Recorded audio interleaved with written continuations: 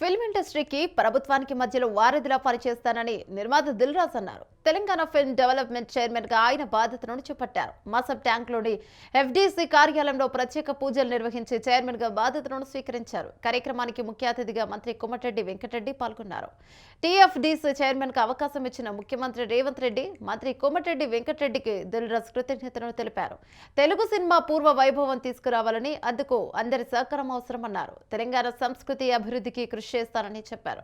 ప్రపంచ వ్యాప్తంగా తెలుగు పరిశ్రమ ఇంకా అభివృద్ధి చెందాలన్నారు. సినీ పరిశ్రమలోని అన్ని విభాగాల సమస్యలతో పాటు డిస్ట్రిబ్యూటర్స్ సమస్యల పరిష్కారానికి కృషి చేస్తానని దిల్ రాజు తెలిపారు.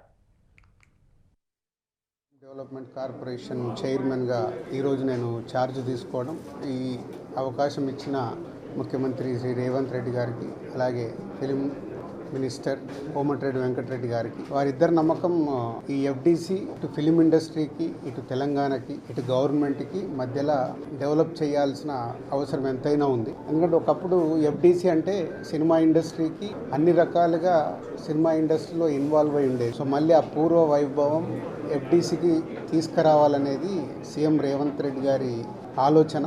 సో దాని గురించి నన్ను ఎఫ్డీసీ చైర్మన్గా నియమిస్తున్నానని చెప్పారు. సో 100% సీఎం రేవంత్ రెడ్డి గారి విజన్కి, ఫిలిం ఇండస్ట్రీని గవర్నమెంట్ మధ్యలో